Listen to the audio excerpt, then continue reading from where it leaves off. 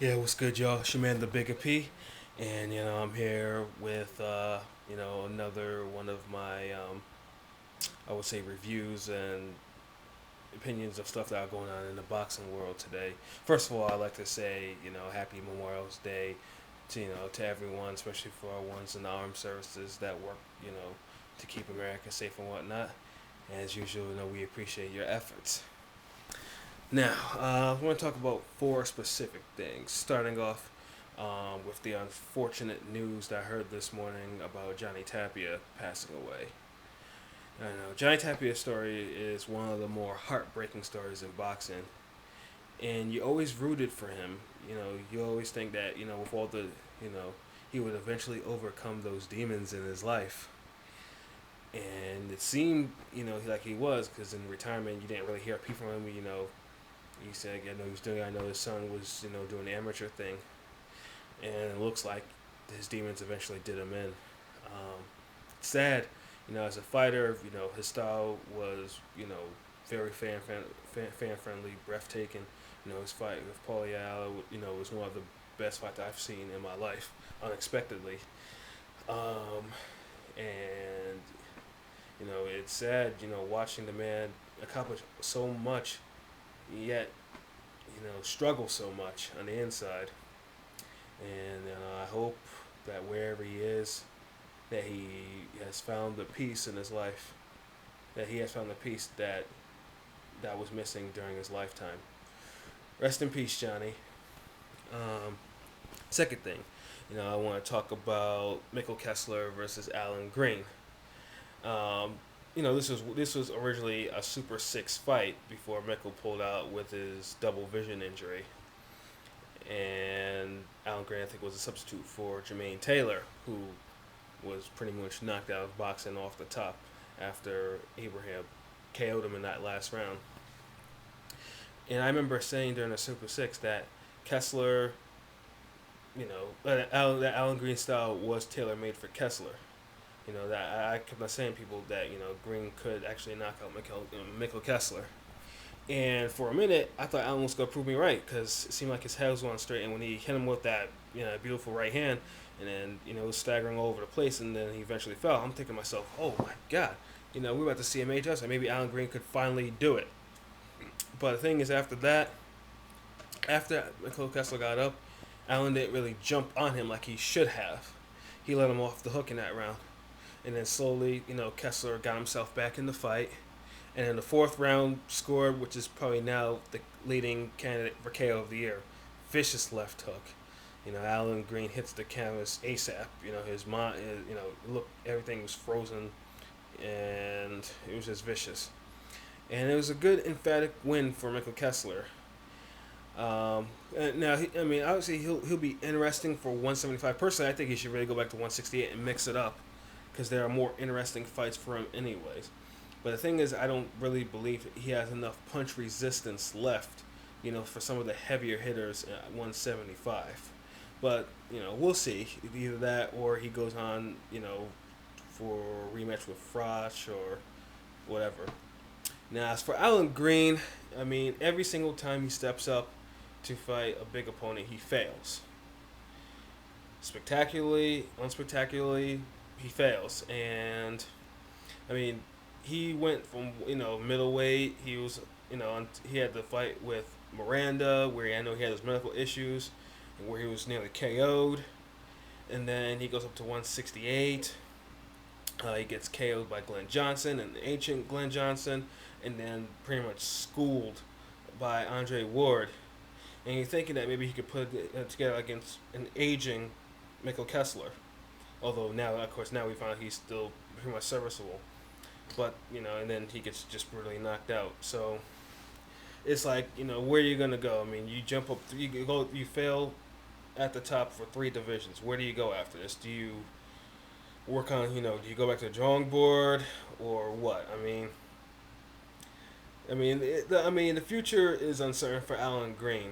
He can beat other contenders of his type and other journeymen, but I don't know if he'll ever have the mental makeup or the physical style to actually be a top talent in any of those divisions.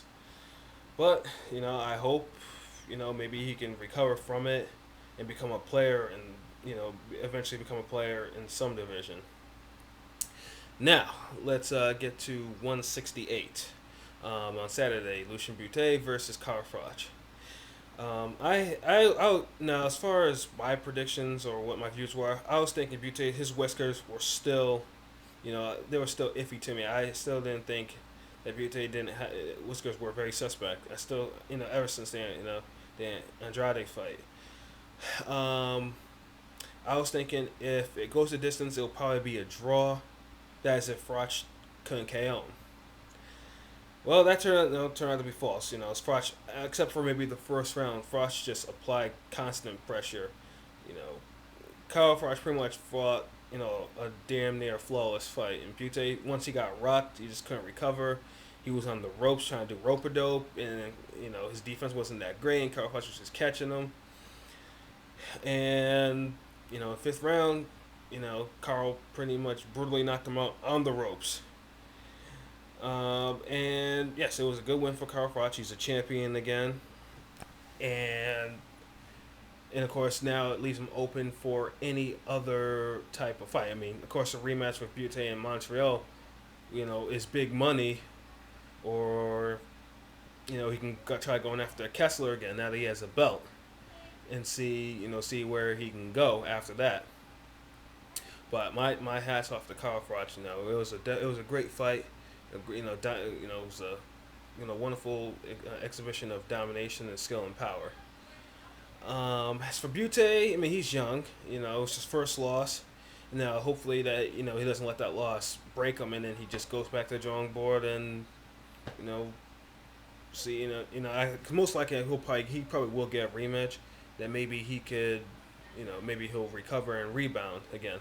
Because I wouldn't mind seeing a fight again, whether or not it was his issue with his foot, or the fact that obviously the type of opponent, since Kyle Froch is probably the biggest, most top ranked opponent he's fought in a while or ever. But yeah, I would definitely welcome to see that rematch again. Without no foot injuries, or being back in Montreal. Hell, I'll even try to if it's in Montreal, I'll definitely try to even go see that fight myself. Give me an excuse to go into Canada. But yeah, that was a wonderful fight, and my hats off to that.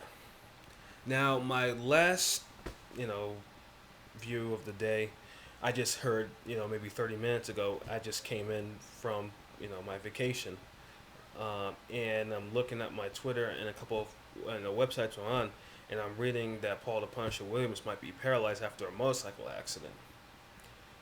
This, reading that, I was just, I'm sad because Paul is one of my favorite boxers. One of my favorite current boxers today. I was always a fan, defensive, abilities, were glaring, but the man offensively was still an awesome fighter.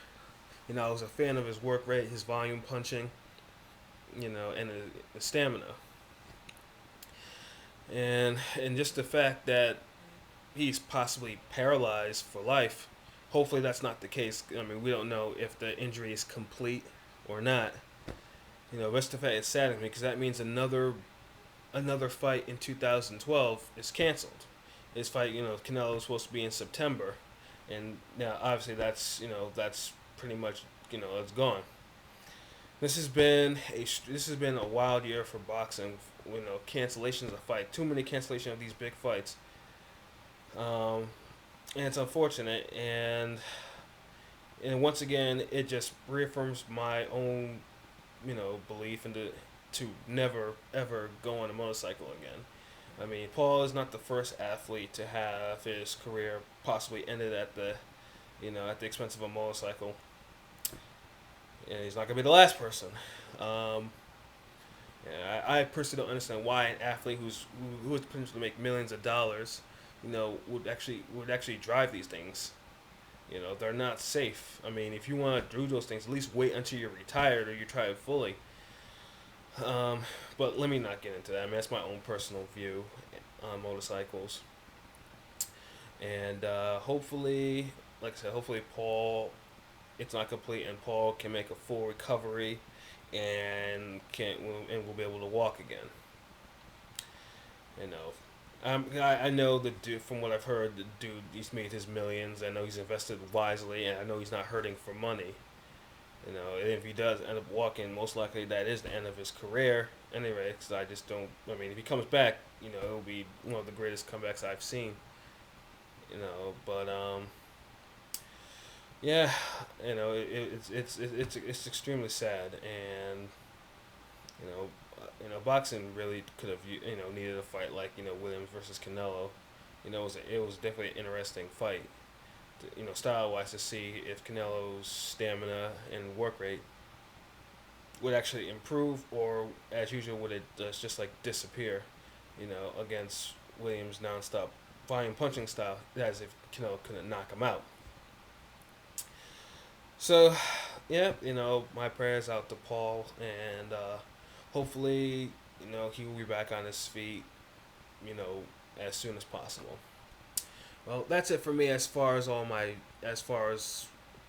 news, my thoughts and recollections from some current boxing news going on. So yeah, look out. I know a couple of weeks away, there'll be Pacquiao versus Bradley. So yeah, well, look out for my video. I may actually do a pre-fight analysis before that. All right. Have a good day, y'all. Go out, swim, play sports, eat barbecue, live it up, you know, on Memorial Day before most of us have to go back to work tomorrow. So, peace, y'all.